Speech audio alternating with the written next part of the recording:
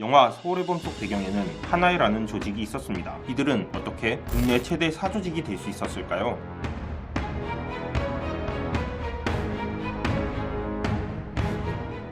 하나회의 시초는 지방 출신 장교들의 친목 모임이었는데요. 1951년 전두환, 박병하, 김복동, 노태우, 최성택 등 5명을 주축으로 조직한 5인회에 기인하고 있습니다. 멤버들은 각자 자신의 특성에 맞는 별명을 지었는데 싸움을 잘하고 용맹하다는 용성 전두환, 주어진 임무를 칼같이 처리하여 관성 노태우, 이들 중 인간 성적이 가장 좋을 정도로 머리가 뛰어난 여성 김복동, 지혜롭고 슬기롭다 하여 혜성 최성택, 호탕한 성격의 남자다운 음성 백운택 으로 서로를 칭했습니다. 이들은 점차 인원을 늘려가고 있었는데 결정적으로 세력이 커진 계기로는 당시 서울대 ROTC 교관으로 있던 전두환이 5.16 군사정변을 지지하는 시위를 벌여 박정희에게 좋은 인상을 남겼고 이후론 대통령을 등에 업고 세력을 불려나갔습니다. 당시 하나회는 가입만 하면 미래가 보장될 정도로 거대한 조직이었는데요. 때문에 가입을 위해선 철저한 심사와 서약식을 통과해야만 멤버가 될 수 있었습니다. 또한 자신들의 비밀을 지키기 위해서 배신자를 처단하는 조항도 있었는데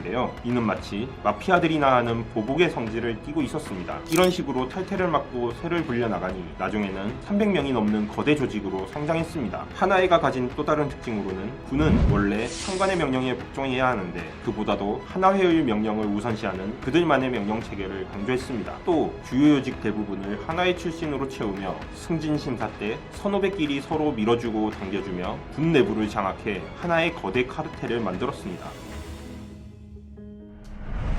하지만 막강한 권력을 가진 하나회에도 위험은 있었는데요. 1963년 7월 전두환은 자신의 앞길에 방해가 되는 인물 40명과 박정희 정권의 인자 김종필을 숙청하려다 실패하는 바람에 위기에 놓였었는데요. 하지만 당시 하나회 멤버이자 박정희의 전속부관 손영길에 의해 살아남을 수 있었습니다. 1979년 10월 26일 박정희 대통령이 피살당하고 합동수사본부가 꾸려지는데 이때 수사본부장으로 전두환이 임명되면서 막강한 권력을 쥐게 되었습니다. 그리고 전두환과 하나회 멤버들은 이 기회를 놓치지 않고 12.12 사태를 일으킵니다.